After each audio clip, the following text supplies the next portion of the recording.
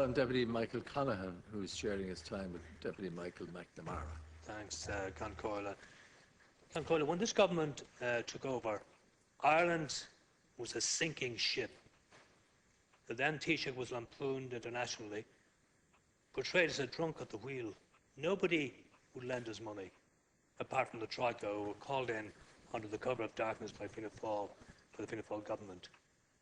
This government has gone to great lengths to restore and rebuild confidence in our nation, to set the ship of state afloat again and steam forward in the right direction.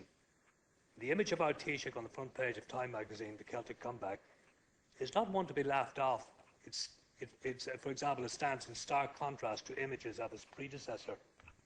One of the core economic missions of this government is to create a stable economic and political environment, one in which people have the confidence to invest. International investors are once again showing faith in Ireland, investing and creating jobs, and there have been some very, very positive news on the job fronts. PayPal, Paddy Power, the Kerry Group, etc., and many more announcing thousands of new jobs. And the NTMA are once again active in the international money markets and are paving the way for our full return. We are now working towards exiting the EU IMF bailout next year. This is the critical evidence that this government's rescue has worked. These are the signal proofs that this government is succeeding and will succeed. This is a massive achievement, Concoila, in only 18 months in office.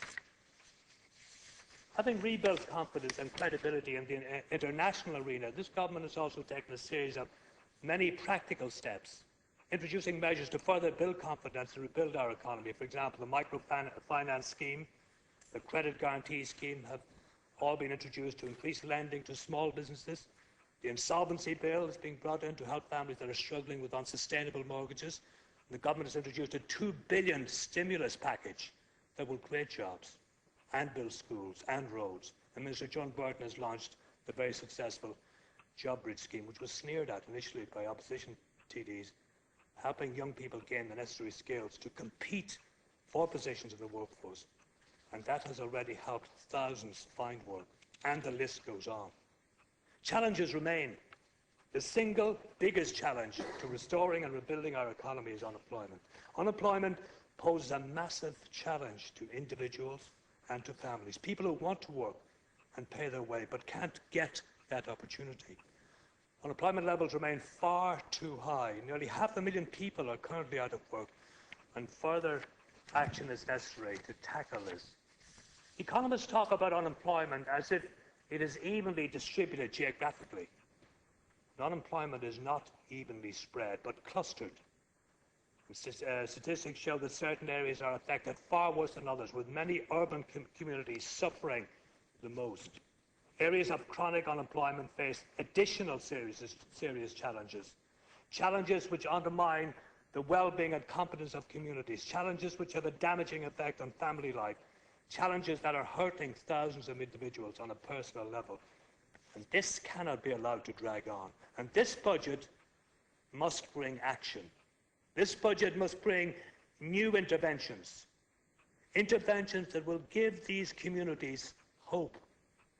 And we must look at different categories of employment schemes, environmental schemes, training and education schemes, things that will engage people and keep them engaged until the opportunity to return to regular work emerges again. There are challenges, but the government is committed and determined, and there is light at the end of the tunnel. There are people in this House who seem to want to build a wall at the end of that tunnel to shut out the light.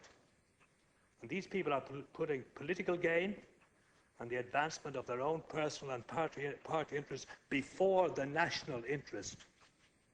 They want to undermine the government's work in every area, in securing a deal on our bank debt, in solving the personal debt crisis, in creating jobs.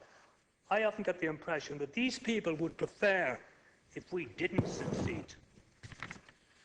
History will not reflect kindly on Sinn Féin, Fianna Fáil, the remnants of the United Left Alliance, etc., and others who opportunistically seek to undermine the government and the state at every opportunity. And I take particular issue with the stance of Sinn Féin preaching against austerity in the south while practicing austerity in the north.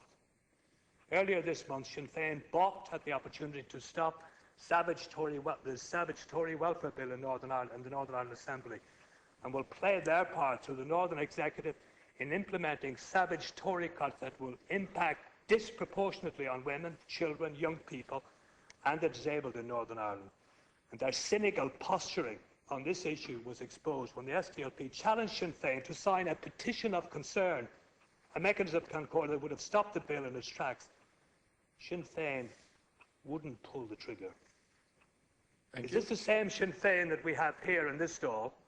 Are there two different Sinn Féin parties? This government has already made a great start in putting our economy back on the right track. It is a long road, sometimes bumpy, but this government has the resolve and the determination to fix what was a broken economy. And I urge every member of this House to support the government in its great struggle for national recovery. Thank you, Conaghan. Thank you, Deputy.